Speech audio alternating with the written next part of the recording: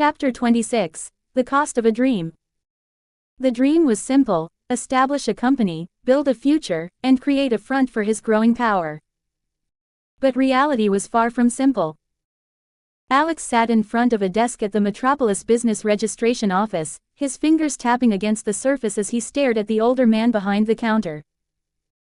The man, with his graying mustache and tired eyes, barely looked at him as he flipped through the documents Alex had spent the last week preparing. "You're too young," the man finally muttered, adjusting his glasses. Alex forced a polite smile. "I understand, sir. But I've met all the legal requirements, haven't I?" The man sighed, setting the papers down. "Technically, yes.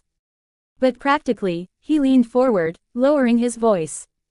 "You need a legal guardian to register a company at your age. You also need, well, let's just say the process moves faster when you know how things work around here." Alex clenched his jaw. He knew exactly what the man meant: bribes. The weight of corruption hung in the air like a thick smog, suffocating any dreams of fairness. He had heard stories of businessmen having to pay off officials just to get their papers processed, but experiencing it firsthand was something else. "How much?" Alex asked, keeping his voice steady. The man glanced around before scribbling a number on a piece of paper and sliding it across the desk.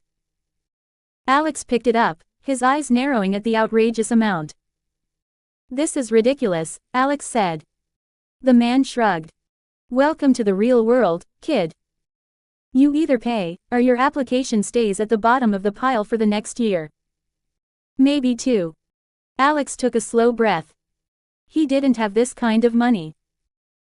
His personal savings, even with his intelligent investments, weren't nearly enough to cover the bribe and still leave enough for initial business expenses. He needed help. A father's sacrifice. Later that night, Alex sat across from Jonathan Kent in the dimly lit kitchen of their farmhouse. His father listened quietly as Alex explained the situation, his face unreadable. "So, they want a bribe," Jonathan finally said, his voice laced with disappointment.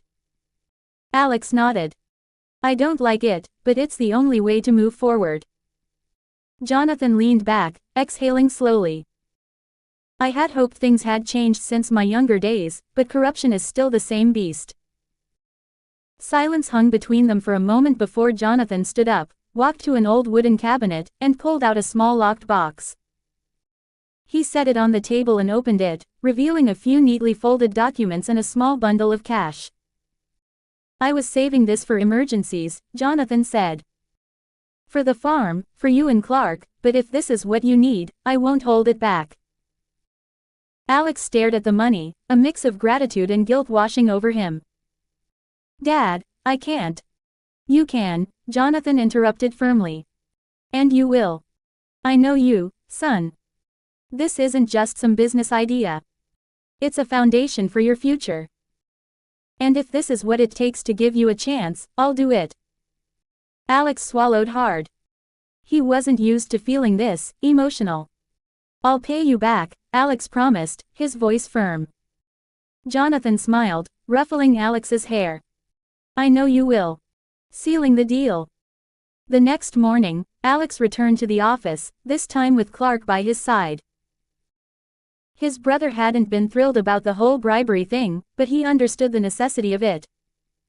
"I hate this," Clark muttered as they walked in.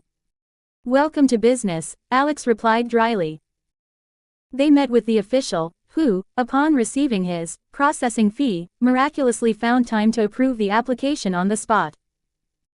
Within hours, the paperwork was finalized, and Aeternum Industries was officially registered.